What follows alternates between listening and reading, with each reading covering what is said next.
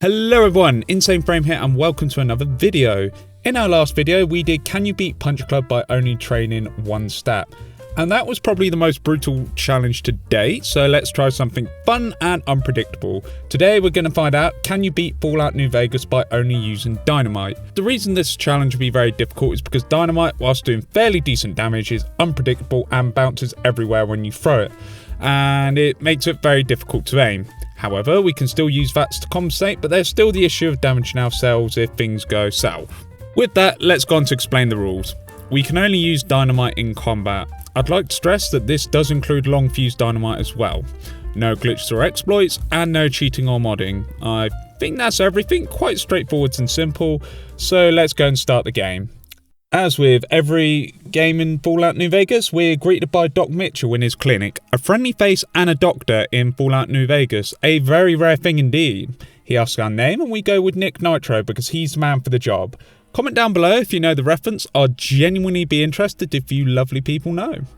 After making our face and looking the part, it's time to decide our stat. Then it's time for questions, and the results are pretty good. For those that have never played New Vegas, don't worry too much about the numbers on screen. All we need to know is 0 is poor and 100 is the best of the best. Our character to start off with will be somewhere in between those two numbers. Also, we get to select 3 skills to improve, and this gives us more points, and we choose guns, speech, and last but not least, explosives. Now for the last thing, and probably by far the most interesting, which is traits. These are best summed up as trade-offs by specialising your character by adding a pro and a con to unique perks. However, some are better than others for specific playstyles. In our case, we go for Built to Destroy. Everything has a plus 3% crit chance, but our equipment decays 15% faster. Since dynamite is a one and done thing, this suits us really well. There are a couple of other options we could take, but I believe one is enough in this case. With that, Doc Mitchell gives us our pit boy, and the wastes are ours to explore. First thing on the agenda is getting our chosen weapon, which is dynamite. We go to Shet and he's got 2 long fuse dynamite for sale. It's at least a start. We unfortunately can't do the tutorial as that involves using a rifle, and Sunny Smiles is just going to sit there for the rest of the game. After wandering around, we find 2 powder gangers, and to my surprise, 1 stick of dynamite in VATs was enough to take them both out. We pilfer both their dynamites and move on. After a few moments of walking, we arrive in Prim, a lawless town which seems to have seen better days. We level up and put points into guns and melee for a perk later on, but for now we select Swift Learner, allowing us to gain 10% more experience, allowing faster level ups and getting what we need quicker. We quickly take out 2 goons and head into the casino where we're greeted by Mr. John Nash. John Nash says Prim has had better days and that Deputy Beagle has been captured, so we got to go get him. We purchase some dynamite from Mr. Nash and make our way to Beagle. The resistance on the way was hilarious. After a brief scrap, we find Beagle and then head outside, and surprisingly for once, he's actually alive and still breathing. He states Prim needs a sheriff, which is easily done. We visit our new future sheriff in prison and purchase a pardon from NCR officers and appoint him the new sheriff. It's then time to head back to the correctional facility and meet Eddie, who sends us to deal with someone. The person in question, we blow him and his friends up and we level up. And we continue to get more guns and melee, and the educator perk allowing more skill points to trickle on level ups. Eddie is happy but gets us to deal with a bounty hunter. Failing placing dynamite on him, we give him an extra 2 explosive sticks. He can't take it anymore and we report to Eddie again, and surprisingly, he isn't concerned. We get another mission, and this time it's to go to Prim to do surveillance on the NCR. We fast travel there and back and tell Eddie the NCR are coming. An alarm goes off and the NCR have already arrived. But turns out dynamite is very good against the NCR. We take it all in and look at our work, and then Eddie says he's willing to give us a sure supply of dynamite, which I'm sure we won't abuse later on in the run. It's time to go to the NCR outpost to look for our CO, Major Hazard, but we find Major Knight. He points us to Ranger Jackson, who needs help clearing the road, which is our speciality. Ranger Ghost then asks us to do recon in Nipton for her, which is very easy experience. Then some NCR Rangers threaten us despite us doing some jobs for them, so thanks guys, nice to know we're appreciated and vilified by your standards. We get attacked by some ants, but it's of little consequence. We get a level up, as well as getting melee and guns, and a sprinkle into speech. Upon arriving into Nipton, we get this guy. Yeah! then pay Boxcars a visit and give him 5 med-X, to which he's appreciative. It's then time to hand in our NCR quest, and since all is good, we go to stockpile dynamite. As for caps later on, that won't be a problem, so don't worry about it. But with over 50 sticks of dynamite, we're pretty good at this point, and we're not abusing you, Eddie. You did promise after all, you did promise. We're just taking up on your word, so don't worry. With everything set, it's time to go to New Vegas, and a giant rad scorpion says no, so we throw many sticks of dynamite in its face to say yes. And the rad scorpion finally gets the point after several explosions. It's then time for another level up, and we put points across the board and get the demolition perk, increasing our damage with explosives by 20%. On our way to New Vegas, we find a bunch of raiders and a Deathclaw joins in the party. But a nonchalant bandit becomes a treat for the Deathclaw, and we go to town on him by throwing many explosives. We get in a legendary weapon we can't use and some lovely combat armour that is very fitting for Mr. Nick Nitro. A second Deathclaw chases us, and our powder gang of friends handle him very decently. Thanks guys. We then battle the Fiend Raider gang, and it's really hilarious as we use VATS on our way, and it's absolutely funny because they keep getting blown up. On our way to New Vegas, the NCR Rangers show up and decide to attack us. Thanks guys. Anyway, we throw many sticks of dynamite at the Rangers and blow them up, but we do get a very nice new helmet that matches our armour, so yay. After all that, we go to Freeside and visit Mick and Ralph's, and we buy all the dynamite from them. And now it's time to try and get to the New Vegas Strip. We have several options, so let's go with the easiest one. We go to the Atomic Wrangler and we play blackjack, then hit the slot machine and our luck speaks for itself. We then walk away with 6,800 caps in total, but before we hit the strip, we go to the New Vegas Clinic. We buy a luck implant, giving us max luck, which is 10 luck, which will come in very, very handy. Once we arrive at the strip, we go straight to one of the casinos to play blackjack and cash out a cool 10,402 caps. It's then time to hit the second casino and play more in the spirit of New Vegas, and we manage to win even more caps and cash out 9,860 caps, which means we're ready to become the $6 million man. We go to the New Vegas Clinic and we buy the Perception, Endurance, Intelligence and the Armor implant, giving +4 armor. So in total, including the luck implant, we just bought 4 stats and some passive armor on our skin. We truly are Nick Nitro reborn in New Vegas. We then visit Benny, guns blazing, as that's the decent thing to do. After our thing, Benny seems really chill about the whole thing. We also level up and grab the perk Cowboy, giving a 25% damage boost to our dynamite. For a couple more of the security dealt with, it's time to deal with Benny. We give him a nice surprise. Admittedly, this is actually quite fitting for Benny, actually. Upon leaving, this lonesome woman looks concerned about what we did, so we go talk to her. And it turns out it's the lady who cashes in the chips. We take 1,000 and do some more gambling. We play more blackjack, and with our luck, we get banned from the casino, but cash out 11,100 caps, whilst destroying the casino, all in a day's work. Outside, the Legion then give us a mark. Whilst nice, it's not something we're really interested in. Mr. House is next, and we go into the Lucky 38 casino, and we are in front of Mr. House. We have a nap and confront Mr. House. He acts like a Saturday morning cartoon villain. It's my invention, my property, mine! We then begin exploding his Securitrons, and whilst it takes a few attempts, because for some reason dynamite is very short range here, but once used to it, it is child's play, and then we break into the control room and destroy 2 further Securitrons. We then meet the man himself, and he's not impressed, so we just disable his access and leave him there alive. Fairly well, but alive at least. We then level up again and get 100 in explosives while getting the finesse perk, letting us crit in combat a lot more, which is amazing. It's then time to head to the correctional facility again, because dynamite is actually very hard to come by at this stage of the game. So we're going to stockpile dynamite, which just means waiting a lot with the powder gangers. To be exact, we wait for just under a in-game year, which is hilarious, and get over 200 sticks of dynamite, which is probably enough to blow up New Vegas. So thanks, Eddie. Let me chill with you for almost a year. With a literal ton of dynamite, it's time to see Ambassador Crocker of the NCR, and he sends us to the Boomers on a diplomatic mission. Sounds like a good match, actually. We get shot at by the Boomers and make it to the gate in rough shape, but alive, and then we meet Pearl, who thinks we're a chosen one of the Howitzers. Once allowed to leave, we go and help out the Boomers since they are similar to us as they love explosives. We get a few quests, so it's time to get to work, so we listen to the Boomers' history, deal with some ants, which was easy enough, grab some solar panel parts from Helios 1 and repair the solar panels, then we treat some patients and become idolised by the Boomers, which is quite fitting and a good redemption arc for Nick Nitro. Very fitting indeed. Pearl then directs us to Loyal and wants us to help with the lady in the water.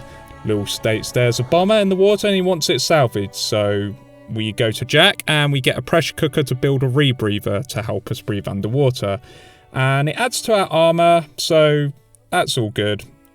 We go swimming and the rebreather works perfectly. We attach the tech to the bomber and then make it to shore and use Loyal's device, which make the bomber come up and float. We report back to Loyal when he's ecstatic, and then we report to Pearl. She says we're a hero and she's willing to give us assistance in the upcoming battle for Hoover Dam, which I thought already happened, being we waited a year, but sure thing, pleasure to help out fellow demolition squadrons. The NCR are happy to hear of our ventures and offer yet another mission. We need to deal with the Kings in Freeside. We go meet the King, who's a cool dude, and we do the quest line, GI Blues, and pull in some legwork, and then we earn a favour from the King, which we use to try and get the NCR and the Kings to cooperate. Upon reporting back, Crocker states that we have the attention of the higher-ups and that we are wanted at Hoover Dam to report to Colonel Moore, which should be very interesting. Upon arriving at Hoover Dam and getting a little lost for about 20 minutes, we find Colonel Moore in her office and she gives us a mission to deal with the Great Khans. And since Deputy Beagle lived, we'll try and do the same for the Great Khans. We travel to the Great Khan's camp and it's quite a way, but once there we talk to Papa Khan, exhaust all the dialogue options, we do the same with Carl and then find Carl's journal. We then talk to Regis, who is reasonable and gives us something to work with, so we deal with the Legion's influence by reading Carl's journal to Papa Khan. And yeah, we leave and Regis explains that we can get Papa Khan on our side if we get his advisors to bat for us, but we have other ideas. We also level up, gaining splash damage, our explosive damage radius to be increased by 25%, which is nice. Colonel Moore is informed of our plan to get NCR and the Khans to ally with one another, and she's in agreement, but she says we need to stealthily kill Papa Khan, so Regis is in charge. Okay, Colonel Moore, I'm not sure if you know, but explosives and stealth don't exactly work in hand, but we'll give it a shot. We creepily sneak up on Papa Khan and place a dynamite in his inventory. It takes a few attempts, but we pull it off and none of the wiser. We talk to Regis and he's totally cool with allying with the NCR, which is excellent. Colonel Moore is impressed and gives our next assignment, which is the Omertas in the New Vegas Strip. We need to deal with their shadowy supplier, but unfortunately that requires us using a gun, so the only option we have for the Omertas is to kill them, which is exactly what we're going to do. It is fairly difficult not to hit the innocent civilians, but we manage it, and it does take a couple of attempts due to the dynamite flying into random spots, but it's extremely satisfying getting them multi-kills and getting the cashier through the small window. With all said and done, and the comedy gold come to an end, it's time to report back to Colonel Moore again. She's impressed, then mentions Mr. House being dealt with, which is rather interesting, but then comes the most difficult faction, the Brotherhood of Steel, who want to confiscate technology and our precious explosives, which is not okay, by the way. Besides, they have already hurt our NCR friends, so they gotta go one way or another. When we arrive to the Brotherhood of Steel bunker, we try and brute force our way through it. It doesn't really work out too well, and usually we get to the first floor and die, but if we had the required science, we might be able to hack the turrets and get a little bit further. But anyway, we go ahead and go along with their first mission of getting the Ranger to leave, and they put a explosive collar on us. Not too fond of that. But when we return, they remove the collar and Elder McNamara is impressed, but has a bit of a naughty tone with us, so it's time to teach him a lesson. We get the head paladin and sneakily one-shot him with a stick of dynamite whilst he sleeps, steal his access code, and then it's the head scribe's turn. We wait for him to sleep as well, and then get the dynamite to destroy him. Then it's Elder McNamara's turn, and as a side note, I do realise in my previous Fallout video that I mistook him for Elder Maxon, which I do apologise for, but it's hilarious nonetheless, because I wrote the script wrong. Anyway, back to the run. We only need to pickpocket the Elder for his key card, and once we eventually get it, it's time to head to the reactor, where a promising young scribe is hanging out and we wait for her to leave, almost like the game's trying to guilt trip us. We then use the first terminal to generate a password, and then use the second terminal to initiate the self-destruct sequence. And this is going to make this entire place disappear, much like the head scribe's robes. We use the head scribe's robes to disguise ourselves, and it works absolutely perfectly. We run through the corridors, and no one seems to be evacuating or running or even seem concerned. They just accept it. So upon leaving, we don our armor again, and a massive explosion is heard with black smoke coming from the vents. I'd call that a Nick Nitro buster call on the Brotherhood of Steel, and on a serious note, I didn't actually know you could do this, but hey, it worked out and it was a goddamn hell of a lot of fun. Moore is extremely impressed, and our next assignment is security of the president. A bit of a leap in responsibility there, guys, but okay, we'll do it. We meet with Ranger Grant, and he's got his rangers, which is excellent. We then wait until the next day, and it's time to get to work. So the president's vertibird comes in, and he makes his way down the stairs. So we immediately don the engineering outfit, and then we check the vertibird, which just so happens to have a bomb in it. Lucky for us, we're specialised in explosives, and we disarm the bomb. Then we head down to the audience, and in the background we see a marksman. So we go and do our job by checking up on him, but we see a person chucked from the tower, and we find out that the marksman is, surprise surprise, a Legion assassin. And then we goof around on the radio. Once he's dealt with, the speech is then cancelled. The legionary who popped the bomb in the vertibird tries to stab the president, but we once again get lucky and he stabs the ranger instead, and then he gets shot. With the president safe and the Legion foiled, it's time to level up, giving us the second rank in demolition. Boost now damaged by another 20%, making us hit that much harder. It's then time we get sent to General Oliver. There's a prompt for us asking if we're ready, and we most certainly are, with over 100 dynamite in our inventory, so we go ahead and continue. General Oliver says we took our sweet time getting to him, and he isn't wrong, so we're tasked with spearheading the legate camp. Upon entering, a squad of Legion forces burst through the door, and the dynamite ends them rightly. Then we drop down to the maintenance level, run all the way through until we eventually get to the main lobby, and then get outside. Upon arriving outside, the Great Khan sends some great warriors, which is actually really cool. And our dynamite demolishes the enemy forces on the road, and of course, the stars of the show in the sky drop a payload for us in a bomber, the Boomers. A way to Nick Nitro's heart for sure. It's then the second half of leading the way to the Legates camp. The poster boys of New Vegas, Alpha Squad, report in and decimate everything in their path. Lovely. Once in the Legate camp, the Praetorians aren't too bad. They take about 3 hits from our dynamite, but their legs are crippled, making it much easier for us, and we still have plenty of dynamite. Then it's time for the man himself, the Legate. He makes his speech and we challenge him, and he rushes us, killing us in very quick fashion. Okay. This actually happens a lot, and we even get taken down by his Praetorians a couple of times. We'll just have to keep trying. After a few hours, our persistence pays off. After a bunch of healing items and the Legate running for some reason, we can target his legionaries using rifles who are shooting at us. So we use that to great effect and get enough damage and pick them off one by one. Eventually taking out the reinforcements, and credit where credit is due, it's very difficult, but the Legate is still intent on ending us, but he has one too many sticks of dynamite, making him fall, and then we chuck one at him out of respect for being a good combatant, and then meet General Oliver, ending the run, answering the question, can you beat Fallout New Vegas by only using dynamite as a weapon? And the answer is yes, you can. Well, that was an interesting yet bum run. I didn't expect to rely so heavily on the powder gangers at the correctional facility, because by mid-game the dynamite is scarce, so it's surprisingly difficult to come by. But I will admit it got easier towards the end when we got more damage and the splash damage perk, increasing our explosion radius. But it was a lot of fun, and I didn't expect dynamite to be so damn hard to aim, but sometimes you just gotta roll with the punches. Anyway, I'd like to thank each and every one of you for getting this channel past 1,000 subscribers.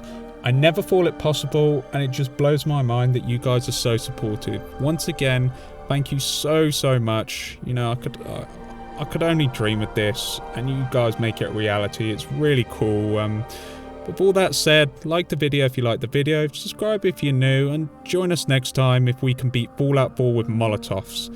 Thank you very much for watching, and hope to see you again soon, and thank you just Thank you for taking time out of your day to watch this. It means a lot. Anyway, take care and hope to see you in the next one. Have a wonderful day. This is Insane Frames signing off. Bye bye for now, guys, and have a wonderful, wonderful day.